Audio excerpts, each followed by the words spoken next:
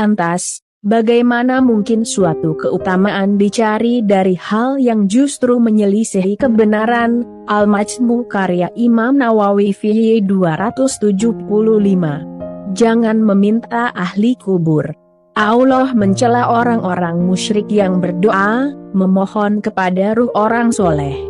Allah berfirman, Tuhan-Tuhan yang mereka seru selain Allah, tidak dapat membuat sesuatu apapun, sedang berhala-berhala itu sendiri, dibuat orang.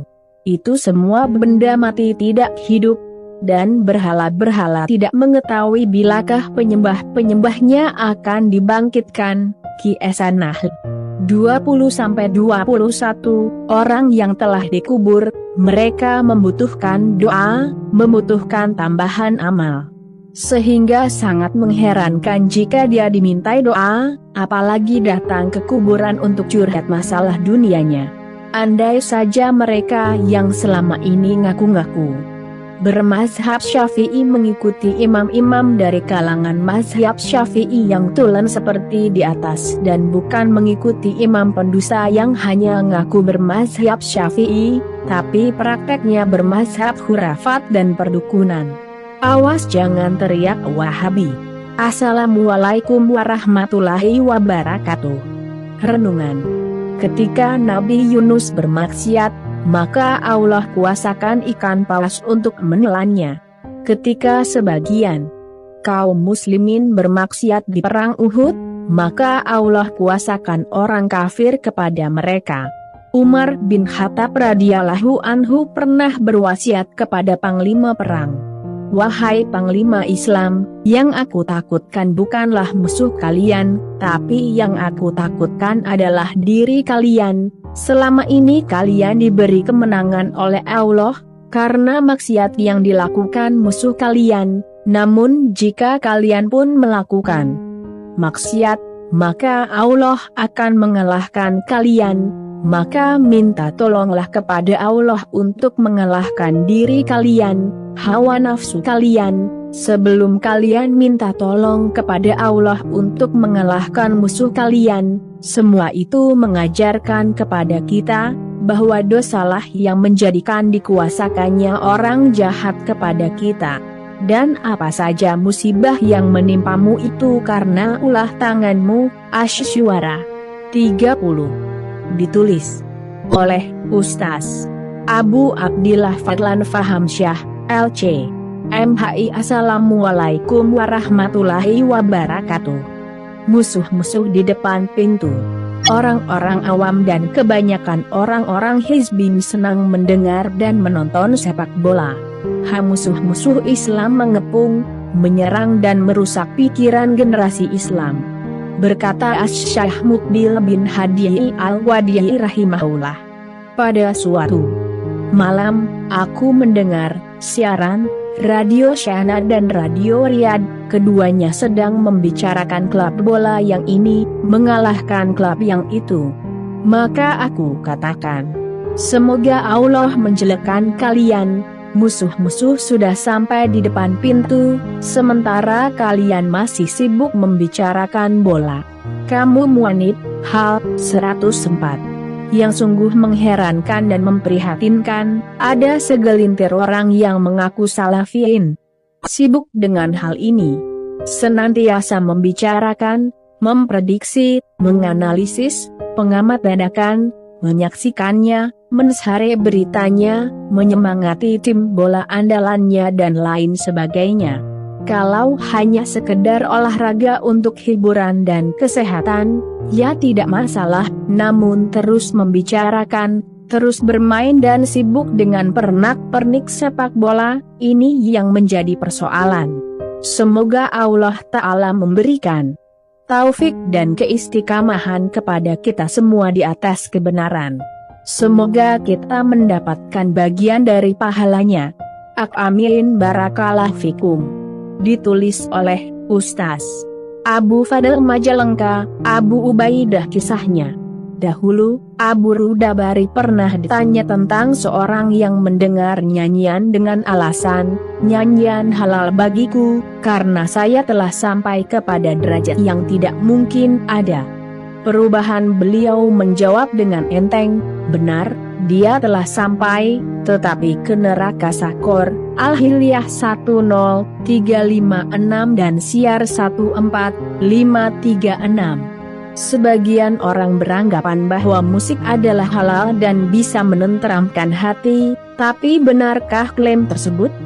Bukankah banyak para musisi dan vokalis terkenal itu berhamburan harta tapi tidak merasakan kebahagiaan, malah banyak tersandung skandal narkoba, seks bebas, bahkan bunuh diri? Itukah kebahagiaan kalian inginkan?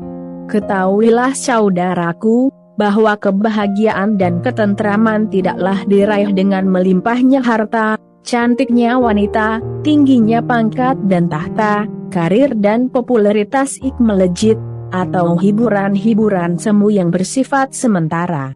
Tidak. Sama sekali tidak.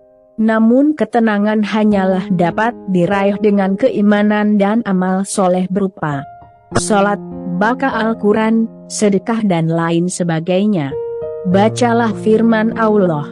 Barang siapa yang mengerjakan amal saleh, baik laki-laki maupun perempuan dalam keadaan beriman, maka sesungguhnya akan kami berikan kepadanya kehidupan yang baik dan sesungguhnya akan kami berikan balasan kepada mereka dengan pahala yang lebih baik dari apa yang telah mereka kerjakan.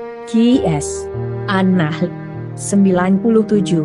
Assalamualaikum warahmatullahi wabarakatuh. Ayah.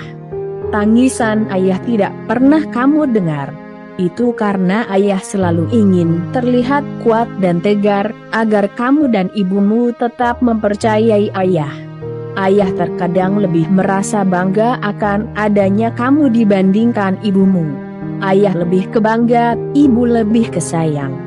Karena itu, ayah dulu kadang memberimu tempat duduk tertinggi di bahunya, dengan bangganya akan kamu. Dan ibumu cukup menggendongmu, lebih dekat ke dada, lebih dekat ke hati, lebih dekat ke perasaan sayang.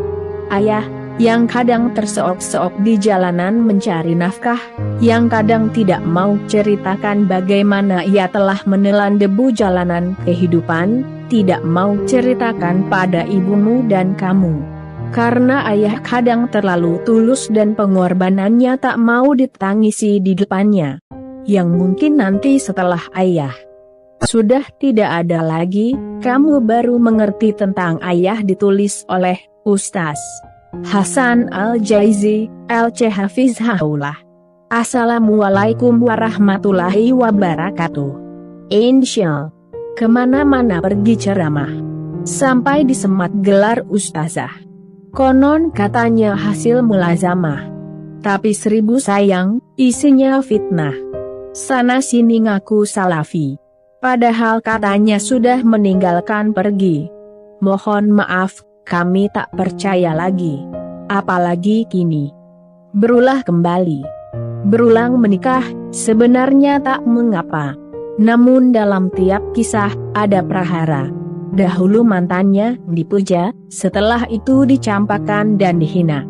Masih percayakah dirimu bahwa kamu cinta sejatinya? Wahai ikhwan dan para dai, waspadalah. Jika ada yang chat ingin konsultasi dan beri hadiah, waspadalah jika chatnya mulai berubah, membicarakan yang tak pantas dan menimbulkan fitnah. Segera putuskan dan jangan teruskan. Jangan sampai dirimu terbuai keasyikan. Perbuatan itu kan melemahkan, menawan diri dan dakwahmu di masa depan. Ditulis oleh Ustaz Muhammad Abduh Tuasikal, MSc. Assalamualaikum warahmatullahi wabarakatuh. Renungan pagi, sudahkah kita bersyukur? Pernahkah kita berdoa kepada Allah agar jantung kita tetap berdetak pagi ini? Tapi alhamdulillah saat ini kita menikmati pagi dengan jantung yang masih berdetak, padahal kita tidak pernah memintanya. Pernahkah kita berdoa kepada Allah agar mata kita tetap sehat sehingga dapat kembali menatap indahnya pagi ini? Tapi alhamdulillah pagi ini kita bangun dengan mata yang sehat, padahal kita tidak pernah memintanya.